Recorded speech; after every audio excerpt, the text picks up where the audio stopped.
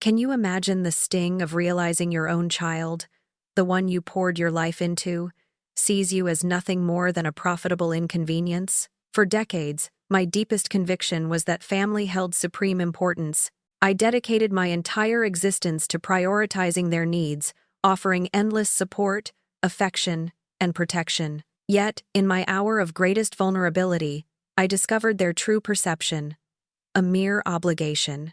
What occurs when those closest to your heart are precisely the ones poised to betray you the instant you cease to be valuable? This narrative traces my path from deep hurt to personal strength, from utter hopelessness to ultimate vindication. And believe me, my son's actions will astound you.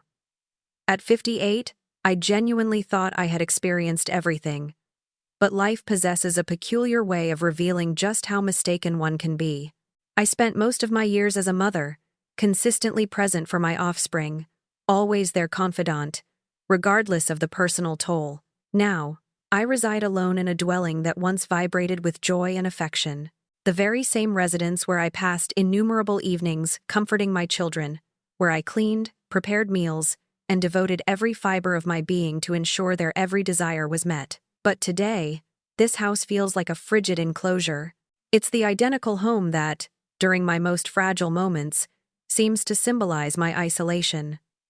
Still, it isn't the solitude or my declining physical state that causes the deepest agony. It's the stark realization that my own son, Chris, the boy I nurtured, the young man I believed I understood, is now utterly unrecognizable. I recall the evening it truly struck me. The night when everything changed irrevocably. We were sharing a meal, just the two of us. A rare occurrence, given his increasing detachment over the past years. I could sense the weight of his apathy, the way his gaze barely met mine, his attention clearly elsewhere. And then, without warning, he dropped a bombshell, a jest, or so he likely imagined it to be. "I hope you only live for 3 more months, he uttered, his eyes briefly meeting mine. "So, we can sell the property." I froze completely. His words pierced me more deeply than any physical malady ever could. He spoke them as if they were a trivial comment, something lighthearted, but I detected the malice in his tone, the stark truth beneath his statement. He wasn't jesting. He viewed me as nothing more than a burden, something to be discarded. For the very first time, I grasped how little significance I held for him. The anguish wasn't merely physical, it was profoundly emotional, a visceral blow that constricted my chest.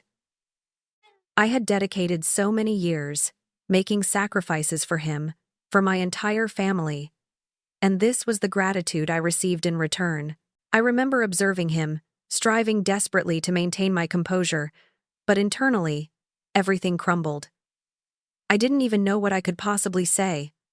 How could I? His remarks spoke volumes about his genuine sentiments. He was already making plans to proceed without me, and I hadn't even fully comprehended it until that precise instant.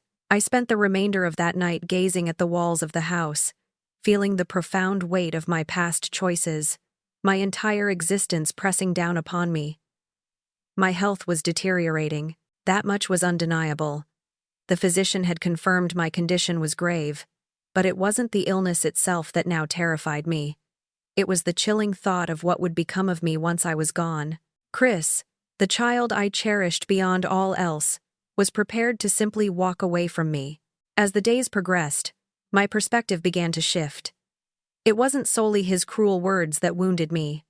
It was the entire progression leading up to that moment, the years of emotional neglect, the gradual erosion of his interest in me, his consistent pattern of taking and never giving. For such a long time, I had held on to the belief that he would eventually change, that circumstances would improve.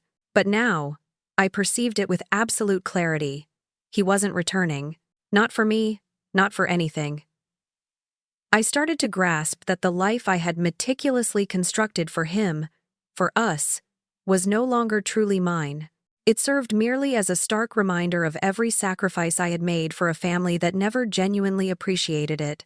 And what did I have to show for it all? A sickness that seemed to worsen with each passing day, and a son who couldn't even feign concern. But something profound stirred within me at that very moment. I wasn't simply going to passively allow him to sell the house I had labored so diligently to acquire.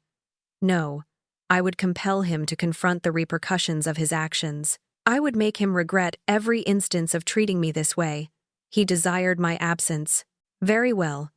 I would grant him precisely what he sought, only not in the manner he envisioned. I sat there in that desolate house, bearing the burdens of the world upon my shoulders.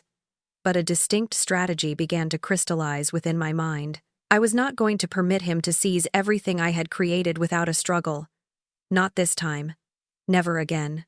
And so commenced the genesis of something far more significant than merely a battle for a house. It would evolve into a struggle for my honor, my self-esteem, and for every single thing he presumed he could strip from me. But as I would soon uncover, the most perilous contests are those waged against one's own kin. The days following that dinner felt like a hazy passage of time. I moved through the customary motions, performing my usual duties. Cooking, cleaning, feigning normalcy. But every single moment was overshadowed by the haunting echo of Chris's remarks. They resonated in my consciousness, growing louder with each passing day. I hope you only live for 3 more months. The keen edge of his voice still stung, and the chilling indifference behind those words sickened me. Initially, I attempted to dismiss it, persuading myself it was just a careless comment. But deep within, I knew better. His conduct over the preceding years had been slowly eroding the connection we once shared. He used to be the small boy who would clamber onto my lap after school, his face alight with enthusiasm as he recounted his day. He once valued my opinions, cared about my welfare. Now, he barely addressed me, unless the subject involved the house. I no longer recognized him at all. I spent my days within this home that once teemed with vitality, but now the stillness weighed heavily upon me. There was no laughter, no dialogue, only the rhythmic sound of the clock's hands advancing, serving as a constant reminder of the limited time I had remaining. I had consistently managed everything. I was the stabilizing force that held our family together. Or at least, I had been. Now, I was nothing more than a faint presence in my own residence, unseen, fading into the background. As the weeks elapsed, my health worsened further. The medical practitioners informed me there was no treatment available. It wasn't cancer, but whatever my condition, it was slowly consuming me. I was perpetually exhausted. I couldn't even ascend the staircase without feeling breathless, but it wasn't the physical discomfort that caused the most pain. It was the immense emotional burden of it all. The solitude was suffocating. I would often find myself staring out the window, yearning for something to interrupt the monotony, but nothing ever did. Chris never visited to inquire about my well-being. He showed no interest in my doctor's appointments or how fatigued I felt. He simply didn't care about me at all. Instead, he was somewhere else, formulating strategies that excluded me, strategies that involved liquidating the property, our family home, the one where I had raised him, the one for which I had toiled relentlessly. And there I remained, confined within it, feeling as though I were already deceased. I couldn't erase the mental image. Chris, escorting a potential purchaser through this house, discussing its market value, laughing at the ease with which it could be sold once I was gone. I wondered how long he had been concocting this scheme. Had he contemplated selling it even before my illness emerged? Or did my declining health merely provide him with the justification he required? I could feel the boundaries closing in around me. The house that once offered sanctuary now felt like a confinement. It was the very place where I had nurtured my children, but now it merely served as a stark emblem of everything I had relinquished and everything I had forfeited. I had always held the conviction that family came first, that come what may, we would always support one another. But now I could plainly see that Chris's sole concern was himself. He had made this abundantly clear with his callous remark, and now I understood he was simply awaiting my demise so he could profit from my passing. A wave of nausea washed over me. But at that precise moment, something within me snapped. No longer would I tolerate such treatment. No longer would I permit him to claim what I had worked so tirelessly for. Not without a struggle. I was not going to perish in this house without ensuring that Chris would experience the full weight of his transgressions. I had dedicated my entire existence to providing for him. And now he sought to sell the one possession that had always been unequivocally mine. Our residence. Our shared memories. He presumed he could simply dispose of me as if I were inconsequential. But I was not inconsequential. I was Linda, his mother, and I was not going to allow him to succeed. I now possessed a strategy, a quiet, meticulously planned approach. It wouldn't be chaotic. I wasn't going to confront him directly, at least not yet, but I would ensure he grasped that I wasn't merely going to surrender and pass away simply because it suited his convenience. I would regain mastery over my existence, my dwelling, and my self-respect, and it would all commence with a single attribute: patience. That night, I sat alone at the kitchen table, savoring a cup of herbal tea as the cumulative impact of the preceding weeks settled deeply into my being. I was uncertain how much more time I had. Weeks, months, perhaps merely days. But one truth I held absolute certainty about was this: I was not going to allow Chris to prevail. And so, my planning commenced.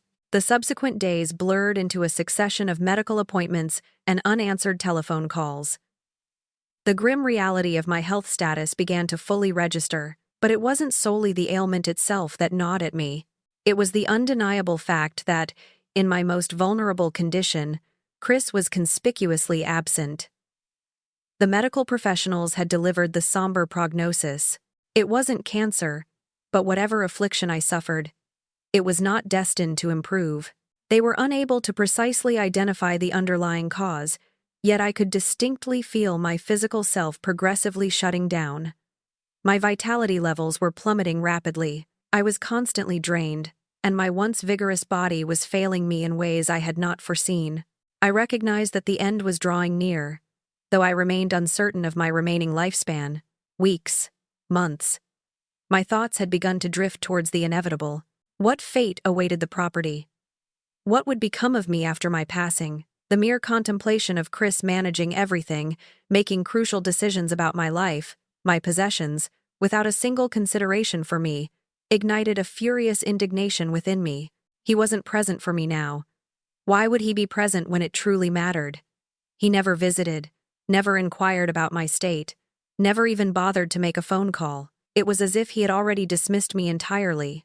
His sole concern revolved around what transpired after my departure. The house.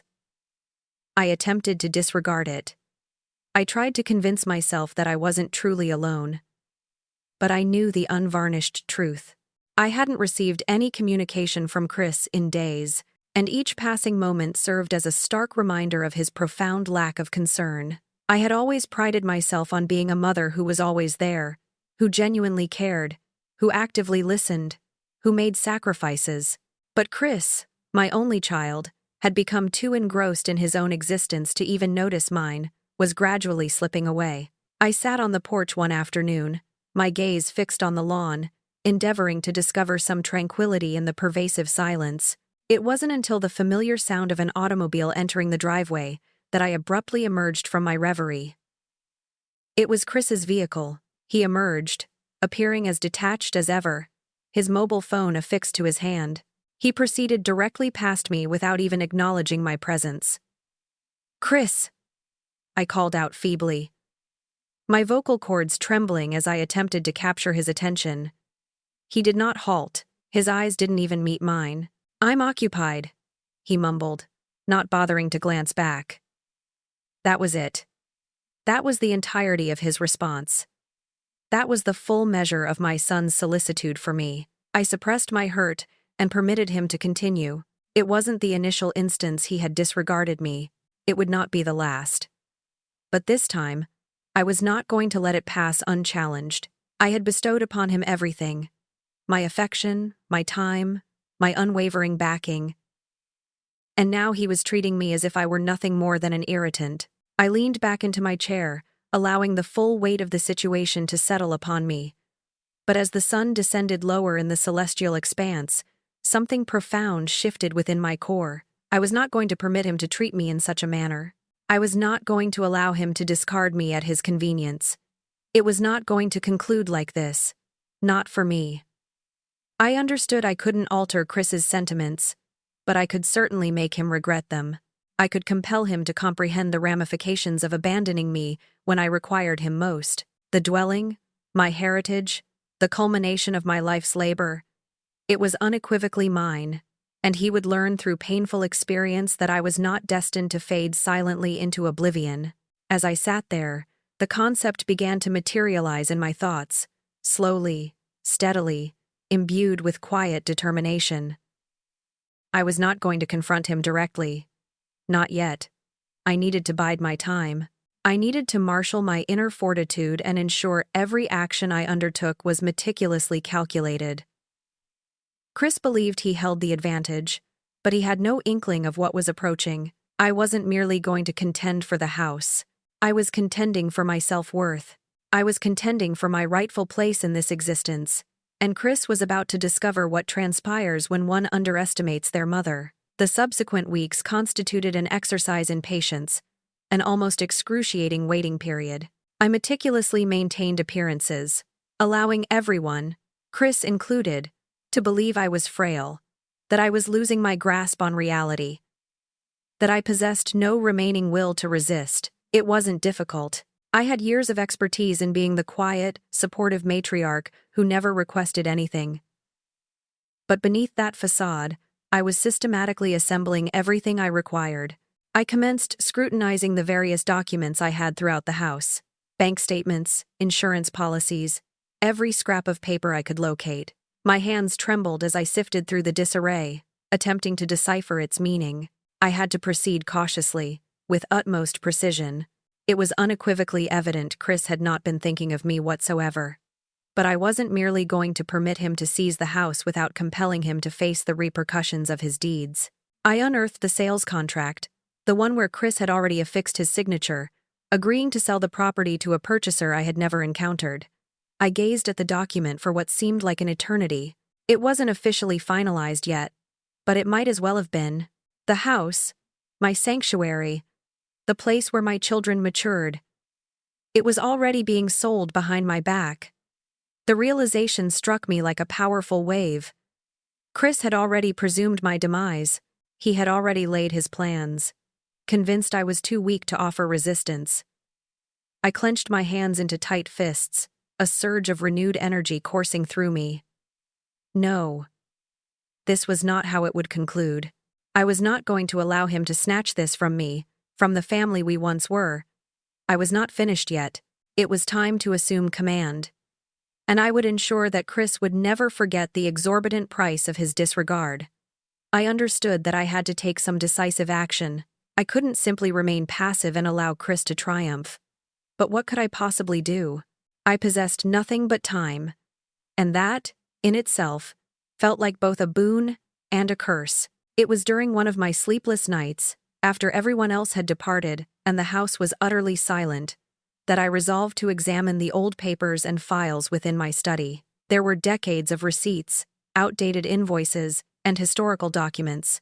I told myself I was merely organizing, but deep down, I was searching for something, a means to reclaim authority.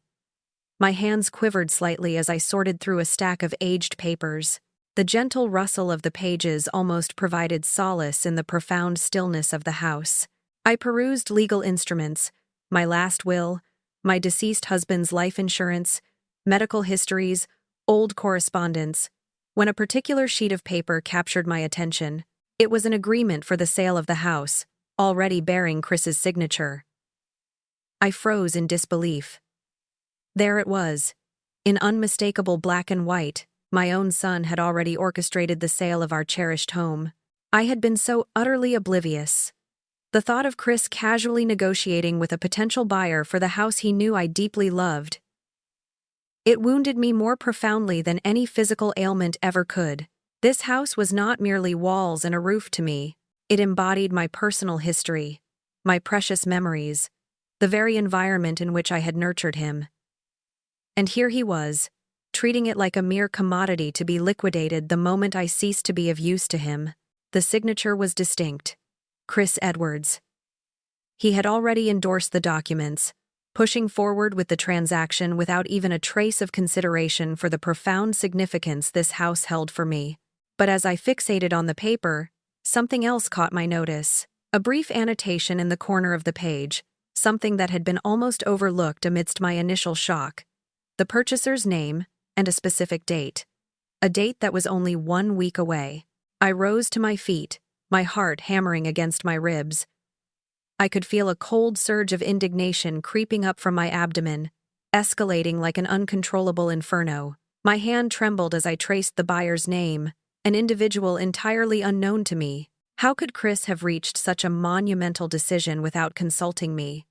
How could he have genuinely believed he possessed the right to dispose of our home without even discussing it with me? I had never before experienced such a profound sense of betrayal. He had already planned my impending departure, and I hadn't even been afforded the opportunity to say farewell. But that wasn't the most egregious aspect. The most egregious aspect was that Chris had gravely misjudged me. He imagined I was too feeble, too fragile to perceive his machinations.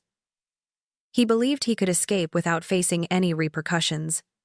The realization struck me like a forceful impact to the gut. He hadn't just been contemplating selling the house. He was actively anticipating my death, my complete disappearance. And once I was gone, he would simply move on, liberated to pursue whatever he desired, without a single backward glance at me. I had been nothing more than an impediment to him, something to be discarded when the opportune moment arrived. I could not permit this to occur. I could not allow Chris to erase my presence from this house, from my enduring legacy. Just like that, I settled back at my desk. The cumulative weight of it all descended upon me. The anguish, the treachery, the pervasive loneliness. It was truly unbearable. But simultaneously, something else was stirring deep within me. A fiery resolve that had lain dormant for countless years. Something that had been buried beneath layers of suffering and neglect was beginning to surge upwards. I would ensure he paid for this. I couldn't confront him directly just yet. I knew I needed to strategically manage my approach, but immediate action was imperative. My thoughts raced as I meticulously considered the specifics. I couldn't simply allow Chris to depart with everything. I required a strategy, and it needed to be one he would never foresee. There was no margin for error. I had to be absolutely precise. He possessed no inkling of my capabilities, but he would soon discover them. I rose from the desk, clenching my hands. I was through with being the victim. Chris had committed a grave error, and now it was time for him to experience the consequences. The following morning, I began making discreet telephone calls, ensuring no one was aware of my intentions. I contacted my legal counsel, a woman I had implicitly trusted for many years but hadn't needed to consult in quite some time. I requested her to examine the documentation for me, hoping to uncover anything that might prove advantageous. She readily agreed without posing too many inquiries, sensing the urgency in my tone. I also commenced delving into the legal intricacies surrounding the property's sale. Was it too late for Chris to withdraw? Had he genuinely rendered it impossible for me to prevent the transaction? I needed to ascertain every detail. I felt as though I was navigating a precarious balance, oscillating between acting too impulsively and not acting swiftly enough. If I wasn't exceedingly cautious, Chris could finalize the sale of the property right from under me before I had any opportunity to intervene. But as I progressively assembled the intricate pieces of my plan, one minute detail after another seamlessly fell into place.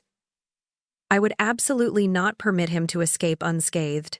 I was intent on reclaiming what was rightfully mine, and I would ensure he fully grasped the exorbitant cost of his perfidy. As the day wore on, I couldn't dislodge the mental image of Chris moving through the house, behaving as though everything was already predetermined. I pictured him already, informing others that the property was as good as sold. I could almost perceive the smugness in his voice, so self-assured, so devoid of emotion. But the undeniable truth was, he hadn't triumphed. Not yet. I was going to compel him to realize just how significantly he had underestimated me. The days dragged by, characterized by a steady rhythm of pervasive silence and deep-seated resentment. I kept myself occupied, feigning that everything was perfectly fine, I had no desire to exhibit any indications of weakness to Chris. I didn't want him to perceive that the revelation of his treachery had profoundly shaken me, not merely physically, but to my very core. What had become of my son, the boy I had nurtured, the child I had loved unconditionally? He was now a complete stranger to me. His actions forced me to reevaluate everything I thought I knew about our relationship, about the true meaning of family. But what caused more agony than anything else wasn't simply the sale of the house. It was his utter lack of regard for me as an individual. I could sense it in the manner he treated me, the way he barely even acknowledged my existence. I had always prioritized him. I had given him every resource I possessed, sacrificing my personal time, my energy, my own aspirations, to guarantee he experienced the finest life possible. And this was the manner in which he repaid me. It wasn't solely that he wished to dispose of the house. It was that he had already made arrangements for it without ever consulting me, without even bothering to feign concern. It was the ultimate blow that confirmed every apprehension I had harbored. Chris no longer perceived me as his mother. I was merely an impediment to his objectives, an annoyance that needed to be managed. I began to comprehend that the preceding years of my life had been spent futilely seeking his approval, striving to be the faultless mother, attempting to be sufficient for him. And what had it ultimately yielded? A cold, detached son, who was more preoccupied with his inheritance than with my general welfare. It was as if I didn't even exist in his perception, except as a means to achieve his desires. I started to question every aspect. Had I made some error? Was there a specific moment when I had failed him? Had my affection and nurturing somehow been inadequate? Or was he inherently this way, only now revealing his authentic character? It was impossible to ascertain, but one fact was incontrovertible. I could no longer place my trust in him. The indignation festering within me intensified with each passing day. I wasn't just incensed at Chris. I was furious at myself for not recognizing this sooner. How had I overlooked the warning signs? How had I permitted myself to reach this distressing juncture? But I was not going to allow it to conclude in this fashion. I was not going to allow Chris to devastate everything I had painstakingly built, everything I had surrendered without facing consequences. He had no comprehension of the chain of events he had initiated. I dedicated hours, even days, to meticulously reviewing the sales documents, pinpointing precisely where he had erred. It was no longer solely about the property. It was about my dignity, about ensuring Chris fully grasped the steep cost of his treachery. He believed he held complete mastery, but he was entirely unaware of my capabilities. There were vulnerabilities in the legal documents, aspects Chris had not considered, details he had not thoroughly thought through because his self-absorption prevented him from caring. He had profoundly underestimated me, and that oversight was going to prove exceedingly costly. I commenced making preparations discreetly in the background. I contacted a legal professional who had assisted me years prior, someone I implicitly trusted. I did not wish Chris to have any knowledge of it yet. I didn't want him to realize I was assuming command of the situation. He still harbored the belief that I was frail, that I was simply awaiting my final moments, but he was profoundly mistaken. As I traversed the house that had once resonated with affection and merriment, I began to reconcile with the immutable fact that circumstances had irrevocably altered. My connection with Chris was fractured beyond repair. There was no possibility of reverting to our previous state, but that did not signify my capitulation. I was not going to permit him to seize everything I had tirelessly worked for, everything I had given him, without compelling him to understand the repercussions of his actions. I would demonstrate to him that he could not simply disregard me. It was late one evening as I sat alone at my desk, the gentle tap of the keyboard echoing in the quiet dwelling, that I reached my ultimate resolve. I possessed every necessary item, every document, every piece of substantiating evidence. I had a strategy, and it was time to implement it. Chris had no foresight of what was approaching. My thoughts drifted back to all the instances I had been there for him. When he was unwell, when he required assistance, when he made errors, and I rescued him. I reflected upon the sleepless nights, the countless years of personal sacrifice, And now he was poised to sell the house, to dispose of me, as if I were a mere possession. He believed I was weak, that I wouldn't retaliate. But I possessed one advantage Chris did not anticipate: time. And within that allotted time, I would ensure he paid the ultimate price for his treachery. The following morning, I contacted my legal counsel once again. I recognized it was time to initiate the process. No more hesitation, no more second-guessing. It was time for Chris to ascertain precisely what transpires when one treats those who love them most as expendable. As I concluded the call, I drew a deep breath, feeling a peculiar sense of tranquility envelop me. I wasn't defeated. I wasn't going to permit Chris to obliterate everything. Not without a fierce struggle. The subsequent days felt oppressively heavy, as if I were navigating through a dense fog. But beneath the superficial calm, I was more singularly focused than ever before. The disclosure of Chris's betrayal was merely the genesis, and now I had to guarantee that my strategy, my quiet, meticulously calculated retribution, was set into motion. I had dedicated years to being the supportive, altruistic mother, consistently the one to provide, to nurture, to prioritize my family's requirements above my own. But now, in this moment of profound vulnerability, it was time for me to reclaim what was rightfully mine. It was time for Chris to fully grasp the true cost of his self-centeredness. I couldn't afford to confront him immediately. I needed to remain concealed, to maintain my composure. If I acted too precipitously, too overtly, he would anticipate my moves, and that was the absolute last thing I desired. The longer I could keep him in the dark, the greater my chances of success. So, I continued the pretense, acting as the mother he expected. Frail, weak, a mere vestige of the woman I once was. I commenced by gathering every piece of information I could.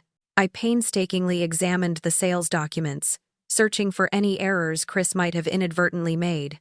His arrogance had evidently clouded his judgment. He believed he was entirely in command, but I was the one holding all the decisive cards. Now, I possessed legal loopholes, I possessed critical paperwork, and most significantly, I possessed time, a luxury Chris mistakenly thought he enjoyed, but which he did not. I contacted my lawyer again, ensuring she fully comprehended the urgency of the circumstances. I could not tolerate any delays. She remained silent for a moment, then offered the counsel I desperately needed to hear. "You possess the legal right to challenge this," she stated. "Chris does not yet have absolute authority over the property. He has not finalized every detail, and you still retain significant leverage." It was immensely reassuring to hear those declarations. I wasn't entirely powerless. I wasn't simply passively awaiting his disposal of me like some commodity. There were still legitimate legal avenues, aspects he had completely overlooked when formulating his schemes. He had made errors, and I was going to ensure he suffered the consequences. As the days wore on, I commenced implementing my strategy in distinct stages, quietly, relentlessly. I called upon favors from trusted acquaintances, compiled every scrap of information I could about the house and its legal standing, and began to devise methods to impede the sale process without triggering any alarms. I knew that the instant Chris realized I was actively resisting, it would be over for him. I couldn't permit him to anticipate my actions. It had to be executed flawlessly. I did not allow him to know I was cognizant of the sale. I did not allow him to know I had already examined the paperwork. Instead, I behaved as though I was too unwell to manage anything. I let him remain convinced I was feeble, incapable of comprehending legal complexities. He believed I was simply going to allow him to appropriate everything from me. But I was not frail. I initiated small, meticulously calculated maneuvers. I introduced delays. I stalled. I ensured the documentation was reviewed, re-reviewed, and thoroughly checked yet again. Each time Chris imagined he was making headway, I subtly intervened, methodically slowing his progress. The more I protracted the process, the more pressure he would experience, the closer I advanced towards assuming full control. I also began preparing another element, something I knew would utterly devastate him: the medical invoices. They were accumulating. And he had been so utterly careless in his dealings that he hadn't even considered how the financial obligation would transfer to him once I was no longer living. I commenced compiling all the medical statements, every bill for the treatments I had undergone, every prescribed medication. In the recesses of my mind, I knew precisely what I intended to do with these documents. I was going to assign them all to his name: the charges, the hospital fees, the outstanding balances. I was going to ensure Chris understood precisely how it felt to be held accountable for something he believed he could simply disregard. I harbored no intention of bequeathing him anything. Not my residence, not my finances, absolutely nothing. He had treated me as if I were expendable, and now I was going to demonstrate to him just how far-reaching the repercussions of that treatment could truly be. One afternoon, I sat in my preferred armchair near the window, gazing out across the front garden. It was one of those infrequent instances when everything seemed serene, motionless, and tranquil, but internally, a tempest was brewing. I had taken the initial measures towards reclaiming what was rightfully mine. My thoughts raced as I contemplated the subsequent actions. How to sustain the pressure on Chris without exposing myself. How to keep him ignorant long enough for me to secure my ultimate triumph. I wasn't prepared to unveil the full scope of my strategy just yet. I had to patiently await the opportune moment, the perfect opening to execute my decisive move. The property transaction had not yet been finalized. I possessed time, but that time was steadily diminishing. What rendered it even more challenging was the undeniable fact that, despite everything, I still harbored affection for him. He was my progeny. I had raised him, given every fiber of my being to guarantee he enjoyed a fulfilling life. And yet, he had betrayed me in the most callous manner imaginable. He had turned his back on me precisely when I needed him most. But the betrayal had ignited something within me that I barely recognized. An unyielding yearning for justice, for retribution. I was no longer going to be the passive, overlooked mother. I was not going to permit him to seize everything I had worked so tirelessly to build. The days continued to unfold, and with each passing day, I achieved further progress. I commenced implementing my strategy in ways Chris would never anticipate. Every time he attempted to accelerate, I subtly resisted just enough to maintain his disequilibrium. I was not going to permit him to win. Not this time. I would ensure that he would comprehend the true meaning of treating me as though I were expendable. I would ensure he understood that the price of his perfidy would be far greater than he had ever conceived. And when the appropriate moment arrived, I would reveal my true intentions. Chris possessed no inkling of what was approaching. He believed he was completely in command. He thought he could appropriate everything without facing consequences. But I was not going to allow him. Chris grew increasingly audacious with each passing day.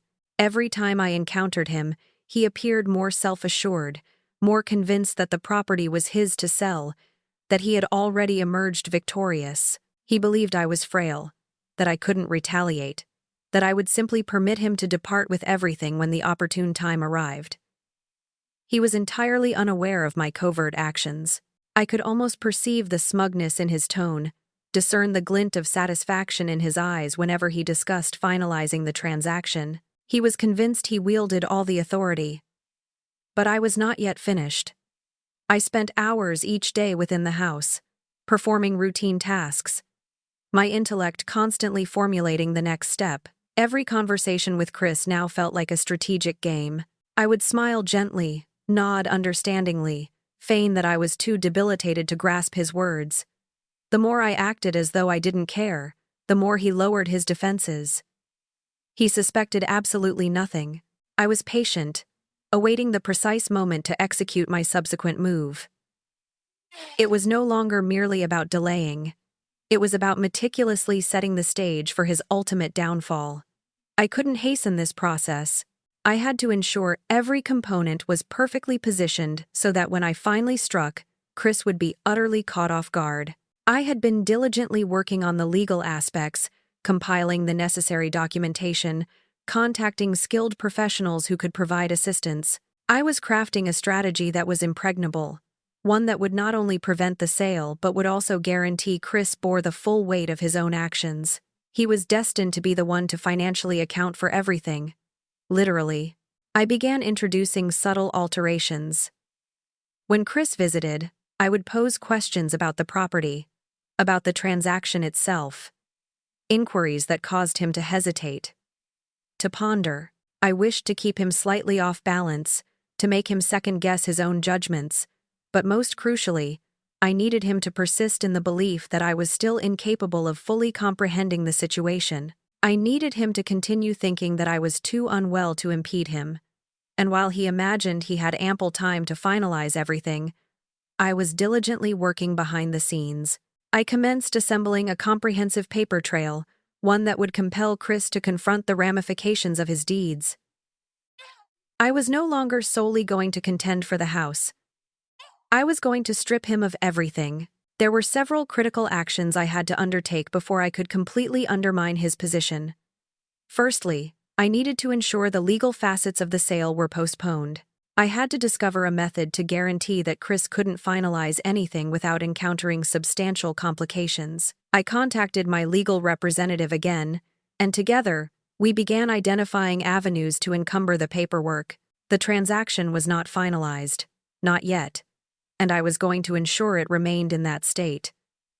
Concurrently, I began to prepare the decisive blow, placing the medical expenses directly in Chris's name. This was the pivotal moment that would unify every element. The property, the invoices, the inescapable consequences of his choices. He had severely underestimated me for far too long, but now I was going to compel him to understand precisely what it meant to treat me as if I were invisible. I initiated the procedure of transferring all liabilities into his name, minor debts initially, just enough to draw attention without raising immediate suspicion. I didn't wish to make it overtly obvious. Not yet. But soon, Chris would be submerged beneath the crushing burden of his own ill-conceived decisions. I eagerly anticipated the moment he finally comprehended the full extent of my actions. As the days elapsed, I could distinctly feel the tension escalating. Every interaction with Chris was a meticulously calculated maneuver. He was unaware of it, but he was playing directly into my hands. I could discern the nascent signs of stress appearing on his countenance. The more I introduced delays, the more pressure he began to experience. He believed everything was unfolding according to his predetermined scheme, but the fissures were starting to become apparent. He couldn't perceive it yet, but his entire world was on the verge of collapsing. Each time I conversed with him, I could sense his mounting exasperation. I could observe his patience wearing thin. He was progressively losing control, and I was steadily gaining it. And the most satisfying aspect was that he still had no inkling that I was the one orchestrating everything. I had meticulously manipulated the circumstances just enough to prevent him from advancing. But I was not yet finished. There remained one final, crucial step I had to take, something that would irrevocably shift the balance of power decisively in my favor. Chris had no conception of what was approaching. One evening, I sat in the kitchen, the soft, consistent hum of the refrigerator, providing a quiet backdrop as I mentally reviewed every action I had undertaken.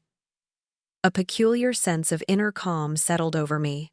For the first time in a considerable period, I felt entirely in command. The property, the medical bills, the legal documentation, they were all destined to align perfectly. Chris's attempts to evade the repercussions of his treachery were doomed to fail.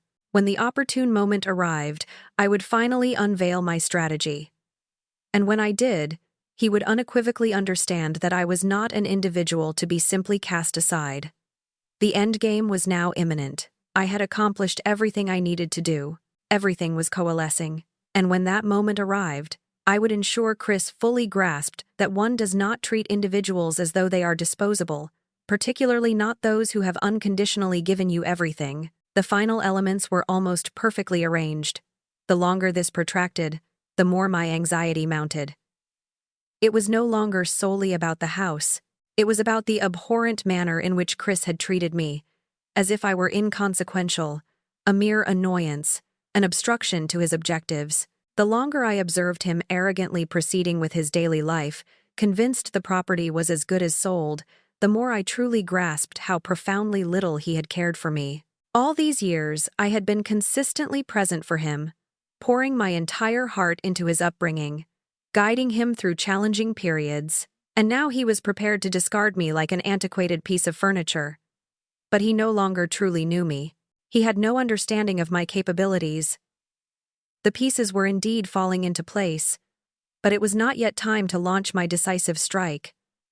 I couldn't reveal my hand too prematurely. The subtle manipulations I had been initiating had begun to create fissures in his confident exterior, but I had to guarantee I timed my next action with absolute precision. I had labored relentlessly, ensuring every possible delay, postponing the sale at every available opportunity. Each time Chris visited, I performed my role flawlessly. I feigned weakness, frailty, an inability to cope with much more. I would offer gentle smiles and nods, acting as though I was completely oblivious to his clandestine activities. But the undeniable truth was, I possessed every minute detail, every relevant document, every piece of crucial information I required. He believed he was in control, but I was gradually orchestrating everything. It was akin to a game of chess.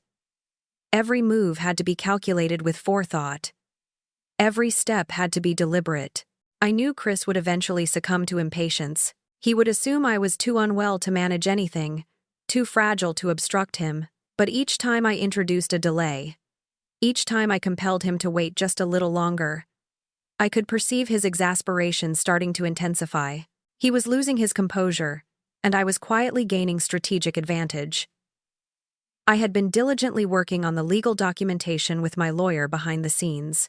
The postponements in the sale were beginning to accumulate, and Chris was growing increasingly agitated. I could discern the stress in his eyes when he came by, his shoulders slightly tenser, his words a little sharper. He had no inkling that I was orchestrating this entire scenario from behind the curtain, ensuring he couldn't advance with his plans. It was around this juncture that I commenced making my ultimate move: the medical invoices. They were burgeoning, and I knew Chris had never bothered to consider the immense financial burden they would impose once I was deceased. But I was not going to allow him to escape accountability that easily. I contacted the medical billing department and arranged for all outstanding charges to be transferred directly into Chris's name. Slowly but surely, I began to shift every liability over to him. The bills, the hospital fees, the overdue payments, they all began to stack up under his responsibility. One by one, I knew this would be the decisive factor that would finally shake him to his core. He believed he held dominion over the property, over my very existence. But he was about to realize that I was still the one wielding all the decisive power. One afternoon, I heard Chris's automobile pull into the driveway. I knew he was approaching, and for once, I felt no knot of apprehension in my stomach. This was it. The moment I had been patiently anticipating. I inhaled deeply and proceeded into the living room, where I had meticulously arranged everything precisely as I desired. When Chris entered, he appeared exactly as he always did, self-assured, perhaps a touch too confident. But today, he had no conception of the situation he was about to encounter. "Mom, we genuinely need to discuss this residence," he stated, his voice devoid of emotion, as if the dialogue had been pre-rehearsed. I maintained silence for a moment, scrutinizing him. His gaze flickered towards me, but it conveyed no concern, only impatience. He was done feigning interest in me. I could sense it in every word he articulated. "I've already informed you, Chris.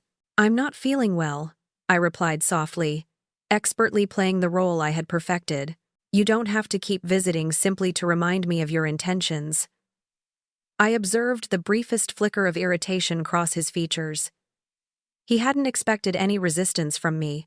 He assumed he could manage me as he always had, keeping me uninformed, excluding me from significant decisions.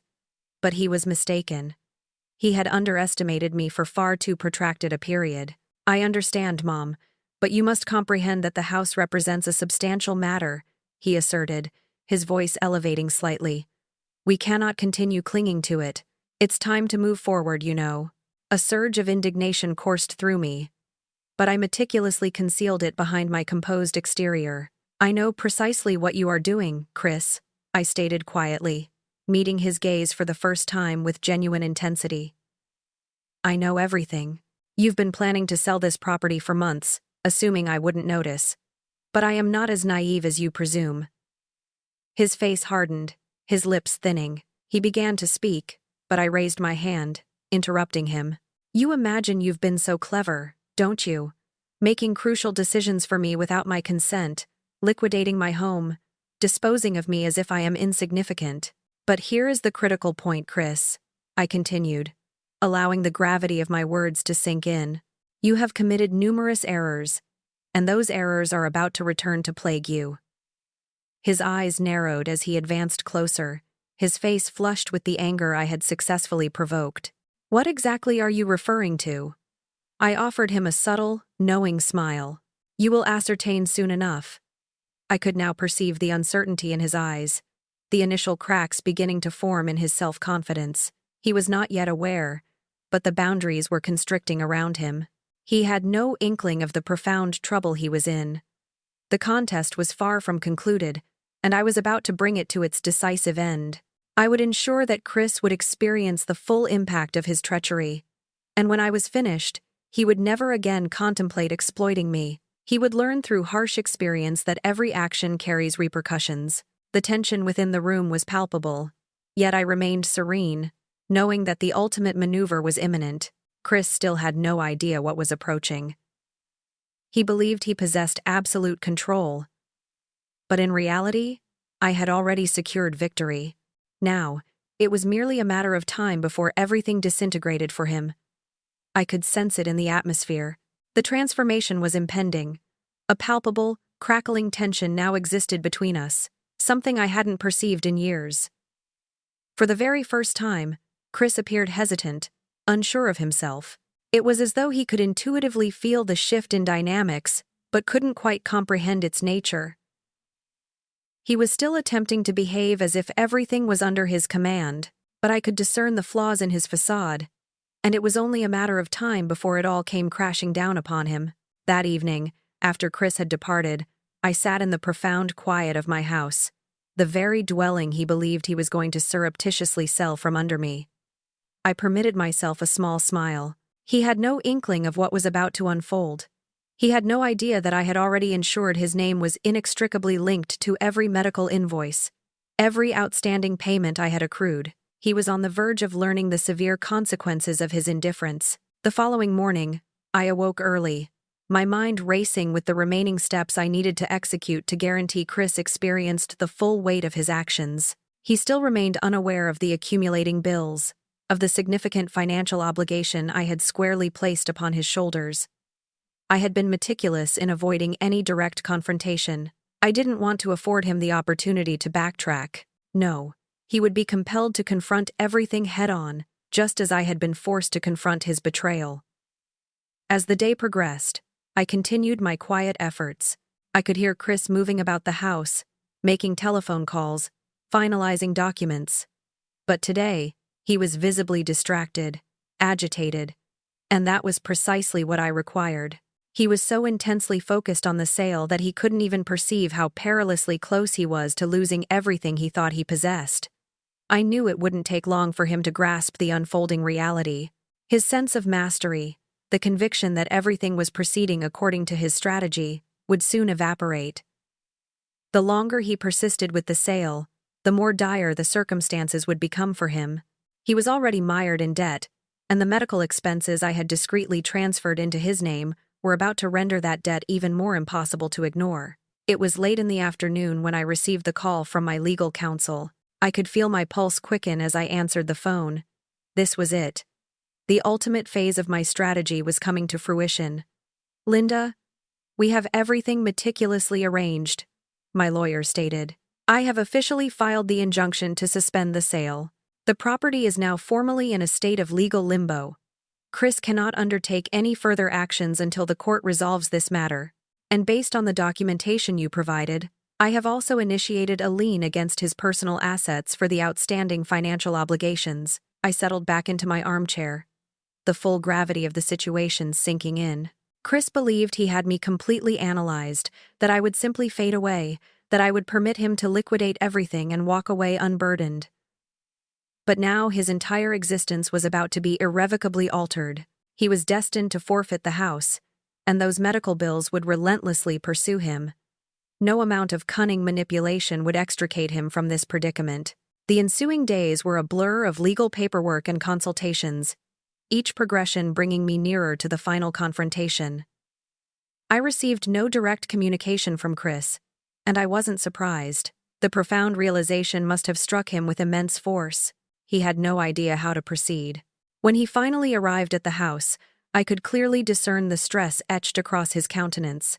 His customary swagger was conspicuously absent, replaced by a palpable unease. I knew then that he had finally understood. He must have received the official notification from my lawyer regarding the injunction. But it wasn't solely that.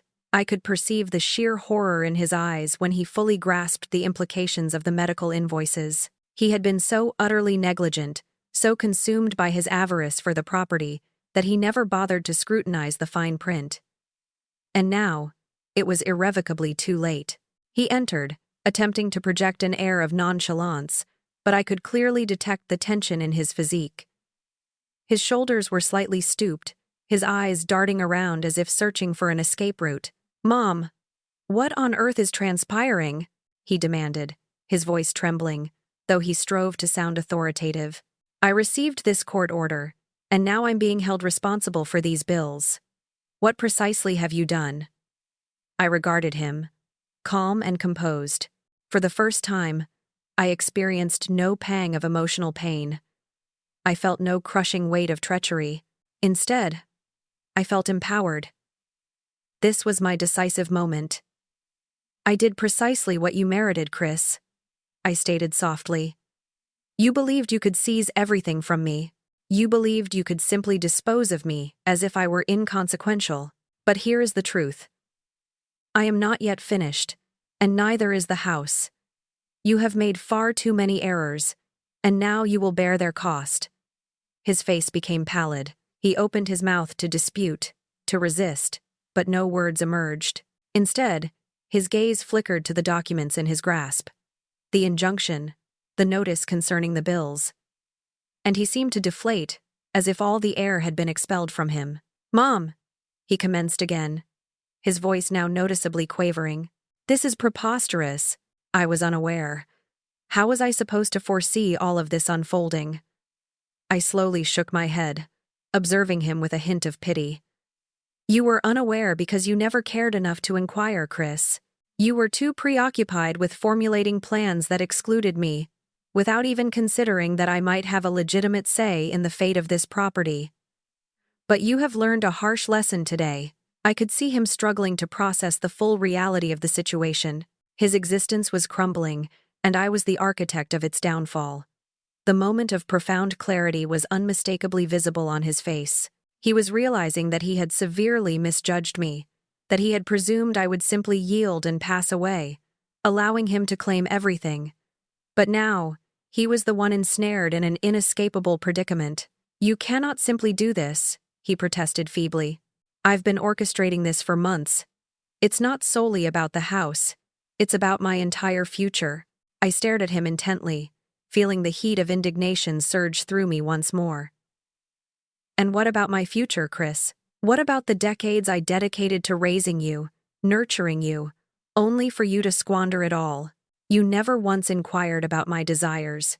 You believed you could simply disregard me.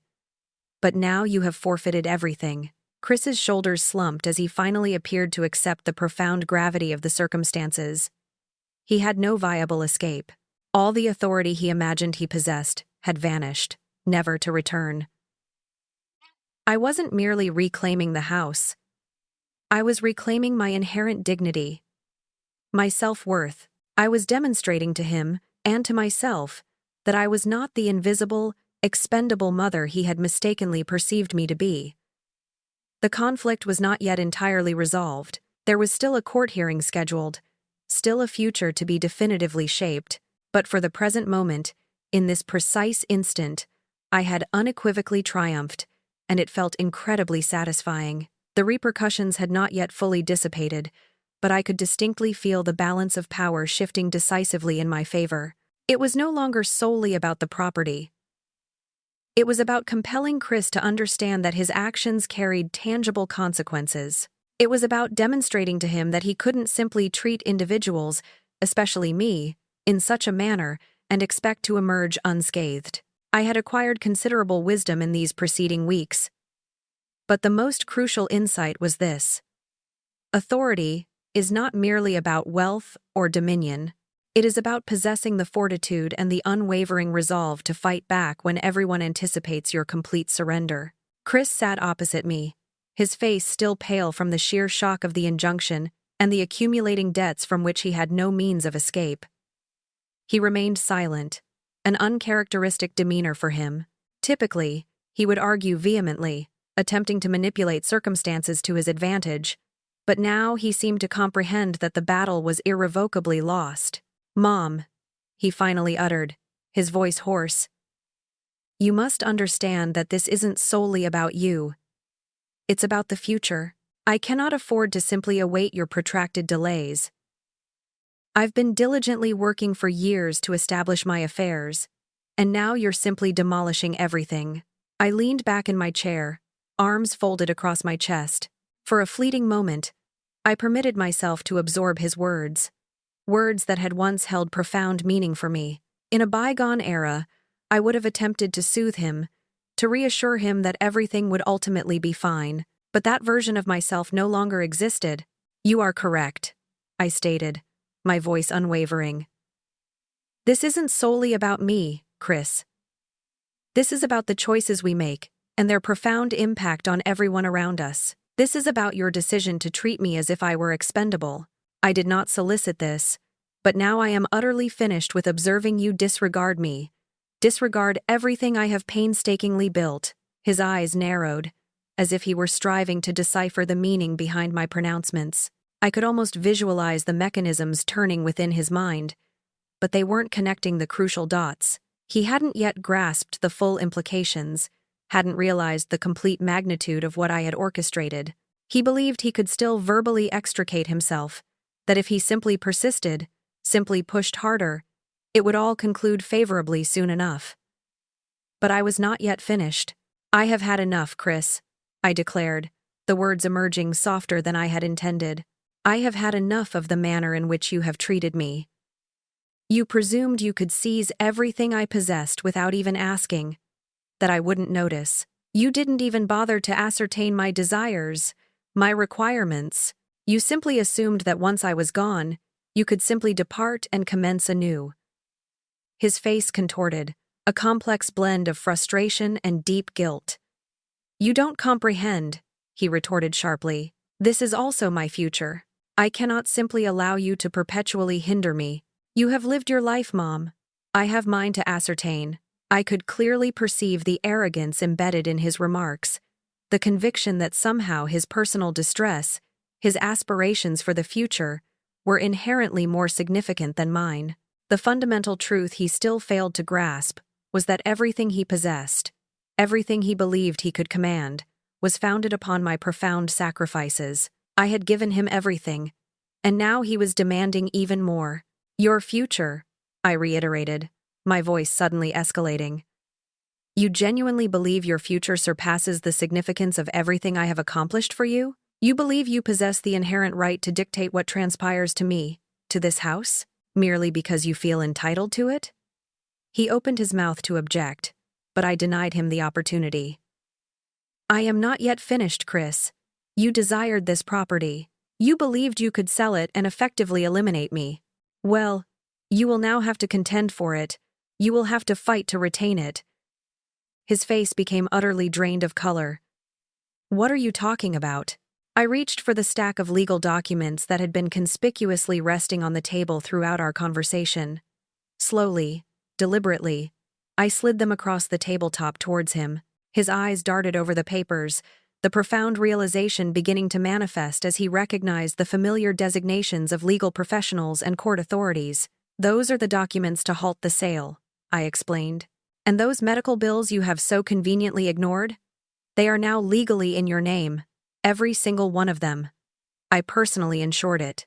You desired my absence so you could acquire everything, but now you will have to contend with the accumulated debts, the invoices, and the inescapable consequences. I am not simply relinquishing this house to you, Chris. You will have to earn it. His eyes widened dramatically as he rapidly scanned the documents. The realization struck him with the force of a speeding locomotive. He could clearly discern the liens placed on the property, the legal impediments, the rapidly expanding debts registered in his name, the bills, the court mandates. It was all converging upon him. He now had no viable escape route. He could no longer simply sell the house and vanish without a trace. Not anymore. He looked up at me, the suppressed anger finally erupting. You cannot do this, he spat, his voice cracking with emotion. This is utterly unjust. You are punishing me for every action I have taken. I never requested this. I never requested to be held accountable for you. For all of this. No, I responded, shaking my head slowly. You did not request it, but you appropriated it nonetheless. You seized what was not rightfully yours, and now you must confront the repercussions. Chris rose to his feet, his hands visibly trembling. He appeared like an individual who had suffered total loss, and in a profound sense, he had. He had forfeited his illusion of control, his meticulously crafted scheme to depart unscathed. He had gravely misjudged me, believing I was frail and inconsequential, and now it was irrevocably too late for him to rectify his errors. I am finished here, he declared, his voice quivering with a mixture of frustration and utter helplessness. I cannot cope with this any longer. Then don't, I retorted, my voice cold and resolute. Final. You do not possess the privilege of simply walking away from the chaos you have created. Not this time. He precipitously departed the house, his footsteps echoing down the corridor, but I experienced no sensation of relief. I felt something else, something considerably more profound. The immense weight of my recent actions settled upon me. But I harbored no regrets. Not anymore. I had accomplished what I needed to do. I had compelled him to confront the unvarnished truth. He had attempted to dismantle me, to expunge me from his existence, but I was not vanquished, and now he would perpetually bear the burden of his transgressions. He would remember this day. He would remember precisely what transpires when one treats those who cherish them as though they are insignificant. The game had reached its conclusion, and I had emerged victorious. Days had elapsed since Chris had stormed out of the house, and I could still perceive the lingering tension in the atmosphere. The house, once a profound emblem of my life and my considerable sacrifices, now felt like the ultimate battleground. It was unequivocally clear that every action I had taken, every intricate plan I had set in motion, had inexorably led us to this precise juncture. This was the decisive endgame. I hadn't received no communication from Chris since that last intense encounter. He had maintained an absolute silence, perhaps stunned into quietude, perhaps desperately attempting to devise a means to undo the intricate mess he had inadvertently created for himself. But I possessed a deeper understanding now. The dynamics of our interaction had fundamentally altered. He could not simply erase everything. His ingrained arrogance, his profound sense of entitlement, these very attributes, had become his ultimate downfall. But despite the extent to which I had seized control, I couldn't deny the undeniable fact that, deep within, this was still my son, the very same boy who once nestled onto my lap when he was unwell, the identical one who laughed freely and confided his aspirations to me when he was young. The betrayal inflicted a wound as sharp as 1,000 stings, yet he remained my flesh and blood. And notwithstanding everything, I knew that this confrontation, the one we were inexorably progressing towards, was wholly unavoidable. It would either utterly break him or irrevocably break me. The telephone rang just as I was settling down for the evening. I hesitated momentarily, then answered it. I knew precisely who it was before I even glanced at the name displayed on the screen. "Mom," Chris uttered, his voice noticeably shaky. He had been defeated, but there was still a discernible quality in his tone that felt like the residual traces of pride, of stubborn defiance. "We need to converse." I drew a profound breath. This was it, the conclusive dialogue, The moment that would definitively seal everything. "Come over," I stated simply, my voice calm, unwavering. "We'll talk." He arrived approximately an hour later. The entrance door creaked open, and there he stood, appearing outwardly identical, yet subtly transformed. That characteristic swagger, that ingrained arrogance, was no longer present. Instead, his face was now etched with palpable uncertainty, evident guilt, and, dare I suggest, fear. I didn't know how to rectify this," he began, his voice softer than usual, more vulnerable. It was the first instance in many months that I had heard him speak in such a manner. I didn't foresee things escalating so uncontrollably. I genuinely thought I was merely assisting, that I was simply performing what was deemed necessary. I looked at him intently, and for a brief moment, it was as if the immense weight of the intervening years between us completely dissipated. The innate motherly instinct within me, which had dedicated her entire life to loving and safeguarding him, yearned to reach out, but I resolutely maintained my composure. This was no longer solely about him. This was about me, about reclaiming the inherent dignity he had so carelessly stripped from me. I was no longer the unseen woman. "I know precisely what you were doing, Chris," I stated, my tone firm, yet not unkind. "You believed you could unilaterally make all the decisions. You believed I wouldn't care, that I wouldn't contend for what is unequivocally mine. But you severely underestimated me." He commenced to speak, but I raised my hand, effectively silencing him. "I bestowed upon you everything, Chris, and you simply took it. You took me completely for granted. You disregarded my life, my profound affection, and now you are left bearing the full consequences of your actions. You cannot simply evade this. Not this time." He swallowed audibly, his eyes intently searching mine as if seeking a means of escape. I didn't know how to manage it. I genuinely thought I was making the correct decision by selling the property. I didn't know what other course of action to pursue. You weren't exactly simplifying matters for me, you know." I could feel the familiar ache in my chest, but I consciously pushed it aside. He was still attempting to rationalize everything, striving to portray himself as the aggrieved party. But there was no remaining empathy for him. Not now. "You never once inquired about my desires, Chris," I stated quietly. "You never genuinely cared. You believed I would simply acquiesce, permit you to liquidate everything, and surrender the house without a single protest. Well, here is the undeniable truth. I am not your doormat. I am not someone you can simply disregard at your convenience. I am your mother, and I am not departing anywhere." His face contorted, a complex blend of frustration and deep guilt. "I didn't intend to cause you pain, Mom," he asserted, his voice cracking with emotion. "I didn't grasp the profound impact this would have on you." "You don't comprehend," I declared, the pain suddenly intensifying within my chest. "It's not primarily about the house, Chris. It's about the appalling manner in which you treated me. You believed I was inconsequential. You believed you could evade all accountability. You no longer perceived me as your mother, did you? You viewed me as a liability, something to be discarded." The silence between us elongated, and I observed the dawning realization on his face. He had been so utterly consumed by himself, by his own pressing needs, that he hadn't paused to consider the woman who had selflessly given him everything. The woman who had fiercely advocated for him, who had sacrificed so immensely for him to attain a superior life. I could discern the escalating guilt, the profound weight of his actions finally settling in.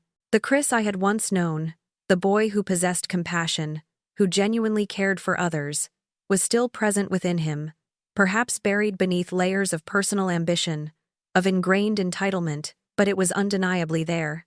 I don't know how to rectify this," he mumbled, his eyes now cast downwards. "What do you desire me to do? How can I make amends?" I drew a measured breath, meticulously selecting my words. "You cannot rectify this. You cannot undo the profound damage. But you can learn. You can learn that you cannot simply appropriate what is not rightfully yours." You cannot treat individuals as though they are disposable. I paused, allowing my pronouncements to fully resonate. This was not about me seeking vengeance. This was not about inflicting suffering upon him. It was about compelling him to confront the profound impact of his actions upon me. And perhaps, just perhaps, this would be the pivotal moment he would truly understand. You will have to face the consequences, Chris. You will have to contend with the accumulated debt. The house is no longer a viable option for you. But I wish you to grasp one fundamental truth. I am not undertaking this to cause you harm. I am undertaking this to ensure you never treat anyone in this manner ever again. Not your family. Not the individuals who genuinely cherish you. He stood there, shoulders slumped, utterly defeated. For the very first time, he was not the demanding boy who expected everything. He was the man who had learned through bitter experience that actions inevitably carry consequences. I'll pay the bills. I'll assume full responsibility for it, he stated quietly. I want to make things right somehow. I nodded slowly, a profound sense of closure finally settling within me. This outcome was as much for my own well-being as it was for his. I had imparted to him the most arduous lesson of all. You cannot exploit individuals for your personal gain without ultimately paying the price. I am pleased to hear that, I stated, finally feeling a significant burden lift. It's a beginning. He turned to depart, but before he stepped beyond the threshold, he paused and turned back towards me. His voice, though still somewhat shaky, was undeniably sincere. I'm sorry, Mom. I truly am. And with that, he exited, leaving me standing alone in the house that had once been a powerful emblem of our familial bond. For the first time in many years, I felt genuinely liberated. The struggle had been protracted and emotionally taxing, but it was concluded. I had regained my authority. I had demonstrated to Chris what it genuinely meant to respect those who hold affection for you, and in doing so, I had reclaimed not merely the property, but my inherent dignity. I had fiercely contended for what was unequivocally mine. And now it was time to progress. The past was firmly behind me, and the future was entirely mine to mold. The house now possessed a profound quietude. Following Chris's departure, it felt as though the last vestiges of tension had finally vacated the atmosphere, leaving behind an intense stillness that I hadn't experienced in decades. For the very first time, the house felt truly mine again. Not merely a space where I had been confined, but an authentic home. My home. I stood in the living room, my gaze sweeping across the well-worn furnishings, the framed photographs adorning the walls, the accumulated items I had disregarded for months. Everything appeared subtly altered now, not in an adverse manner, but in a way that felt as if I was stepping into an entirely new chapter of my existence. A chapter where I was no longer an invisible entity, where I was not merely the individual everyone relied upon, but the one who had learned to assert herself independently, despite the preceding years of profound sacrifice. I had achieved it. I had fiercely contended for my life, for my inherent dignity, for my fundamental right to exist on my own terms. I had triumphed in the most arduous battle of all, not against Chris, but against the insidious notion that I would simply fade away, forgotten, and ultimately discarded. And when I now gazed at the house, I didn't just perceive the countless years of affection and arduous labor I had invested within it. I perceived the profound strength I had discovered within myself. The telephone rang once more, gently drawing me from my reverie. I glanced at the caller identification. It was Chris. I had anticipated this call, perhaps the final element of closure I required. I answered the phone, the quiet strength embedded in my voice, surprising even myself. Hello, Mom. Chris's voice resonated through the receiver, hesitant, yet steady. I just wish to inform you I'm addressing the bills. I'm establishing a payment arrangement. I didn't realize the extent to which I had caused you pain, and I know it doesn't rectify everything, but I am earnestly endeavoring to make things right. His words felt akin to an olive branch, not one I had expected, but one I recognized he had to extend. I didn't respond immediately. I simply allowed his words to linger in the air for a moment, meticulously considering them.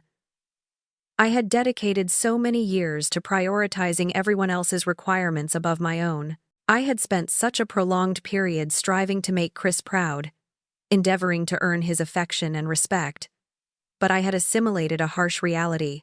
I could never genuinely be proud of myself if I didn't first commence respecting my own personal boundaries. This was not about rectifying everything. It was not about reverting everything to its former state. It was about releasing the past and finally accepting that I was inherently worthy of respect, of love, and of profound inner peace. "Thank you, Chris," I finally stated, my voice calm and utterly steady. "That holds significant meaning for me. I am pleased you are assuming responsibility.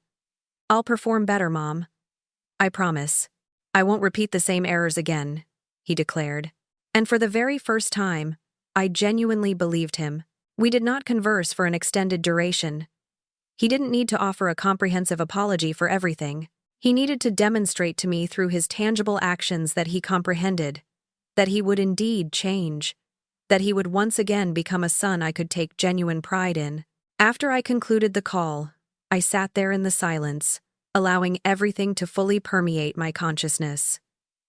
This was the conclusion, the final chapter of a narrative that had twisted and turned in ways I couldn't possibly have imagined when it initially commenced. But it was simultaneously the genesis of something entirely new, a life where I didn't have to prove anything to anyone, a life where I could finally live for myself. The subsequent weeks were characterized by minor adjustments, changes that gradually began to mend the deep wounds I had carried for such an extended period. I took my time systematically organizing the house, divesting myself of items that no longer served a purpose, both tangible possessions and emotional burdens. It was profoundly cathartic, almost like shedding an old skin I had outgrown, and for the first time in many years, I felt immeasurably lighter. I dedicated more time to activities I genuinely cherished: painting, reading, tending to my garden, and for the first time in a considerable while, I experienced no guilt about it. I had given enough. It was now time to give to myself. Chris and I engaged in a few additional conversations, and with each one, I perceived more of the son I had originally nurtured. He was still in the process of learning, still endeavoring to make amends, but I knew that circumstances were indeed transforming. Slowly, yet assuredly, we were rebuilding what had been fractured. Not every aspect could be completely mended, but I no longer required it to be. The most paramount lesson I had assimilated was that redemption did not always manifest in the manner one anticipated. Sometimes it was more subtle, more understated, and it had to originate from within. As I sat in my preferred armchair by the window, gazing out at the garden I had spent the afternoon meticulously cultivating, I realized something profoundly significant. I had traversed through an ordeal akin to hell. Betrayed, disregarded, disrespected. But I had emerged on the other side stronger, more inherently resilient. My existence, though far from flawless, was entirely mine to shape. The house remained here, and more significantly, so did I. The years of existing within someone else's shadow were unequivocally over. I had confronted my deepest anxieties, losing everything, being utterly forgotten, and I had emerged through them stronger than ever before. The house was no longer a symbol of irretrievable loss. It was an enduring symbol of my unwavering strength, my perseverance, my ultimate vindication.